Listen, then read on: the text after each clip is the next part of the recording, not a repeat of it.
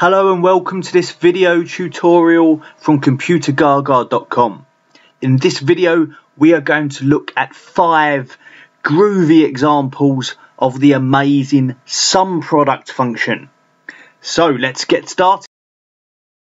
Now in this first example I'm going to use the SUMPRODUCT function to count the number of orders from a specific month in column A. And that month has been specified in cell D3. So currently I'm interested in month 2, aka February. So I'm going to use the SUMPRODUCT function, but I'm also going to use the month function, so that the month function can extract the month from each of those dates, and then SUMPRODUCT will count the necessary ones. So SUMPRODUCT is an alternative array formula, which is what makes it so versatile and so special to Excel users. If any of you watching this are completely new to SUMPRODUCT, you may benefit from this video, but it might also be worth checking out a link I have in the description of this video to a general guide on SUMPRODUCT. Because if you're new to this may seem a little bit crazy. But let's in cell E3 begin to type my SUMPRODUCT function. And that will prompt me for my arrays. So I'm going to put an opening bracket for my array, and I'm going to enter the month function and provide the month function with that array of dates. So normally if you've used the month function, you normally supply a single cell to it. I am providing an array of cells, a range. SUMPRODUCT can handle this. Alternatively, you are writing array formulas for this kind of stuff. I'm going to put a close bracket for that month function and ask if it's equal to the value in D3. That's where I have that number 2 written. My formula, unfortunately, kind of going over it right now, so you can't really see it. You can see the red outline of the cell I've selected, but that is all. A close bracket for that array, and I could provide more arrays if needed, and some of the other examples in this video will do that. For now though, it's another closed bracket for me, and I'm going to press enter. Now that returns a 0. No orders apparently. But I can see there's a February there in row 5, a February in row 7, and a February in row 11. So the answer should be 3, not 0. Now let's have a look at why that's doing that and correct it. I'm going to double click on my formula in E3 and I'm going to highlight the array part of that SUMPRODUCT. So before it actually gets to the SUMPRODUCT bit, what's that doing? And I'm going to press my F9 key, F9, so it manually calculates that section. And now we can see what that's doing. And I'm seeing I'm getting a kind of false, false, false, true. So that's the first February that.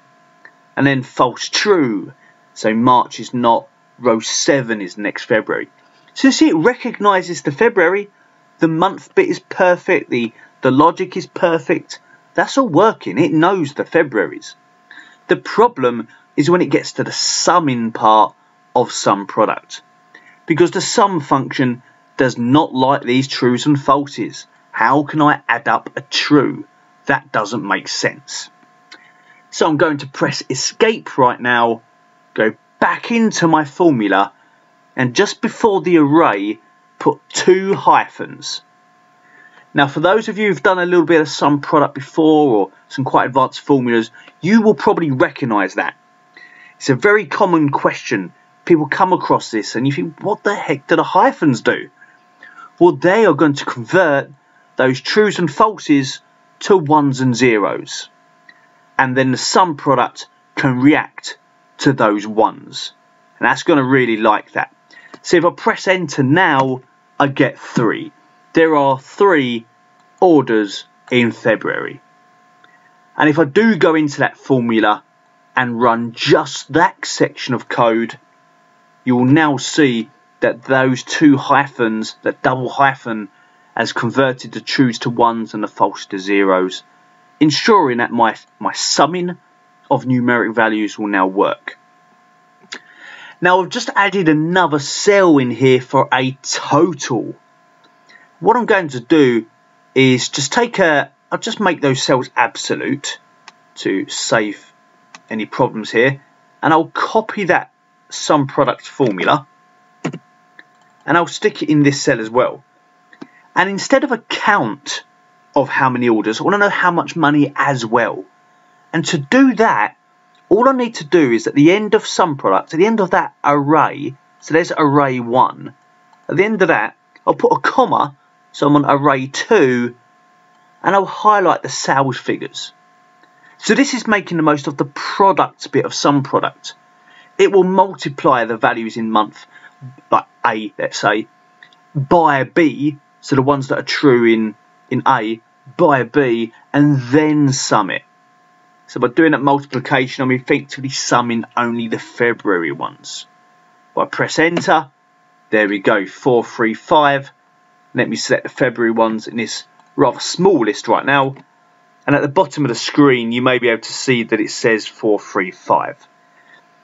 Or you may be able to quickly do it yourself. 128, 189, 118 is 435. So I've managed to find out how many and how much for a specific month, which somebody could in cell D3 just change to the month of interest, and that will react to that data being specified. So that is example number 1 of this incredible sum product function. Okay, sum product function example number 2. And I wish to be able to count the occurrences of a specific word or words within this range of cells in column A. So the word or words that I'm looking for has been entered into cell C2, and I want to return the number of occurrences in D2. So I'm obviously using sum product, but what else do we need? Well, I'm going to use a function called find.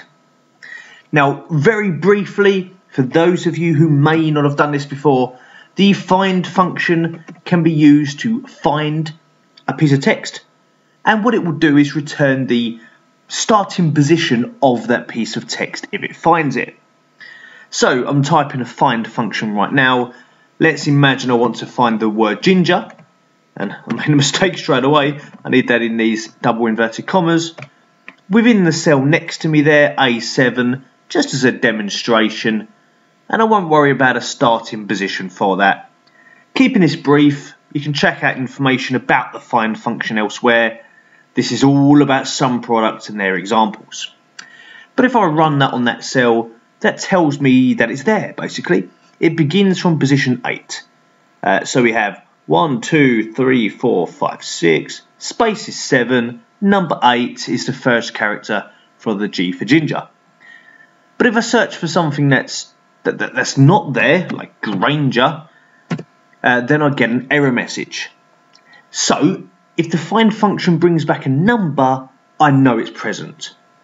And I want to know how many times a certain word is present. So in cell D2, here we go with the sum product function. And for the array, I'm going to provide it with a couple of hyphens. A bit more on that in a second.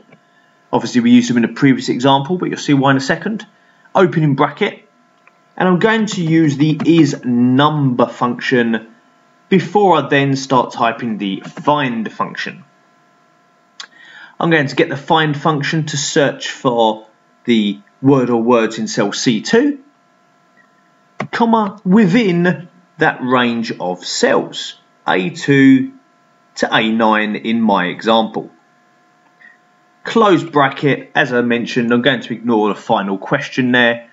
Another close bracket for isNumber, and another close bracket for both the array and for sum product. A lot of brackets going on there.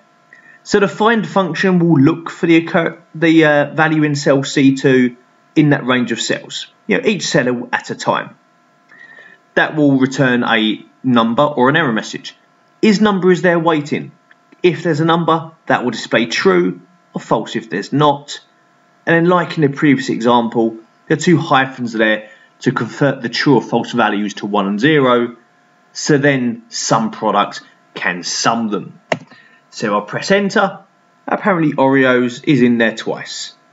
So it's once in cell A7 and once in A5. But if I was to type in, for example, custard creams, and press enter, then it's in there 4 times. So it's in A2, A3, A6 and A8. So this is SUMPRODUCT again, now being able to count the number of occurrences of a word or words within a range of cells. Very useful if you're kind of analysing feedback and comments and the kind of stuff that you're going to get in kind of large volumes of text in a column. Okay, let's go on to see what else SUMPRODUCT can do. Now in this example, we're going to look at using SUMPRODUCT to count only the unique values in a range. Now this is a very useful skill that I'm asked for quite a lot. You know, we can use the count function to count, you know, how many orders, how many training sessions, but people often want to know the unique values. How many different products do we sell? How many different training sessions? Not just how many in total. So for this example, I'm counting these names. So some of them are duplicated, like Sally there 3 times and Robert a couple of times. So I don't know how many names, I want to know how many different names, how many unique names. So SUMPRODUCT's going in cell C2 here. And what, oh, wrong function, SUMPRODUCT. And what I want to do here is I'm going to divide number 1 by a COUNTIF function. And I'll try and explain how this is working as I go. So I'll put in this COUNTIF function. That prompts me for a range of cells. I'll provide A2 to A10, comma, what's the criteria to look for in that range? I'm going to provide the exact same range. So I'm going to count, for example, how many times Robert occurs in that range, how many times James occurs in that range, how many times Sally occurs in that range. And that's going to return how many times that they're found. That is then going to be divided by 1. So let me see this in action. Let's close bracket for COUNTIF, close bracket for SUMPRODUCT, and press enter. The answer is 6. So you've got Robert, James, Sally, that's 3, Gemma, Andrew and Carl. The answer is 6. Now the way that works, let me go into the formula, is COUNTIF will go and do this. They will say how many times each name occurs. That is me using the F9 key on my keyboard again there to manually calculate.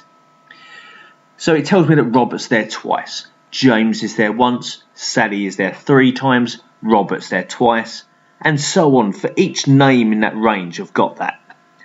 These values are now divided by 1. So if I run that bit of the code, you get this. So yeah, it's dividing these by 1, so now I'm getting 0.5, I'm getting 1, because James is only there once. Sally's there 3 times, so I've actually got a third there, 0.33, and so on. And then these values are summed because of SUMPRODUCT. And that overall brings me the 6. And that's how this clever little function works. But I count how many times each one, then divide it by 1, getting some decimal points if they occur multiple times, and then the overall sum provides a very clever way of counting only the unique values in a range. Okay, that is SUMPRODUCT function example number 3.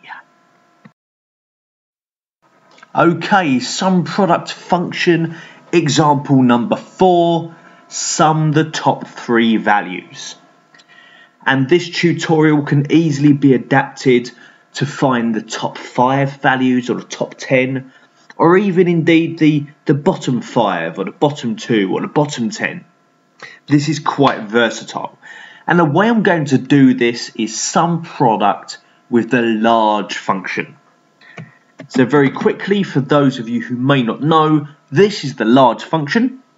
So you may be aware of the max function, returning the biggest value in a range. large can return, you know, the one that you specify, such as the second largest, third largest, fifth largest. There is also a function called small, which is what you could use for the bottom 5, bottom 2, that kind of scenario. Stick with large at the moment. That is going to prompt me for the array, which is going to be the bunch of sales figures, and then the cape value. Like, what one are you interested in? Like second largest, third largest, that kind of stuff. Now, I want to know the top 3, not just what's the third biggest. I want to know all of them, 1, 2, and 3. And this is what is so good about SUMPRODUCT. This array function, it can handle all 3 at the same time and sum them. It's not just a standard large function here. We're putting it in SUMPRODUCT. We're extending what it's capable of. So I start off with my SUMPRODUCT function here, and then I just start typing large. Last, for the array, I provide the bunch of sales figures, the values that I'm looking in, comma, goes the cape value. Now, in some curly braces, I'm going to put 1, 2, 3. Now, obviously, you can type whatever numbers you want there, as many as you want, whatever you want. You know, I'm going for 1, 2, and 3, the top 3, closing curly brace. So I'm providing the cape value as an array. I'm giving it 3 values, 1, 2, and 3, in the range B2 to B12. I'm going to close my large function and then close SUMPRODUCT. This SUMPRODUCT will sum those top 3 that large returns. Answer is 562. The top 3 values are 188, 185, 189. That is the 3 together, 562. That is the SUMPRODUCT function, summing only the top 3 values. And as a reminder, this can easily be adapted to using the small function to return, you know, some of the minimum values from a range if that's what you needed. Okay, the 5th and final example is seeing SUMPRODUCT perform a 2-way lookup. Yes, that's right, SUMPRODUCT can even do lookups. Now, you may be familiar with using VLOOKUP with the match function, or even better, index and match together for 2-way lookups. We're now going to see SUMPRODUCT do it, using its capability to test multiple conditions as a clever trick to performing lookups.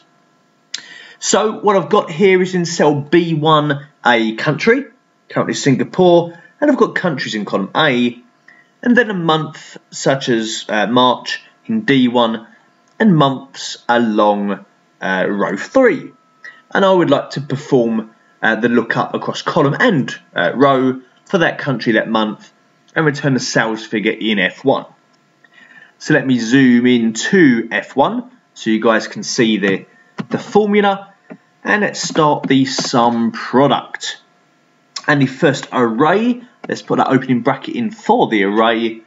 It's going to be the bunch of countries, India in A4 to A13, Australia, and I want to test if that's equal to the country written in B1.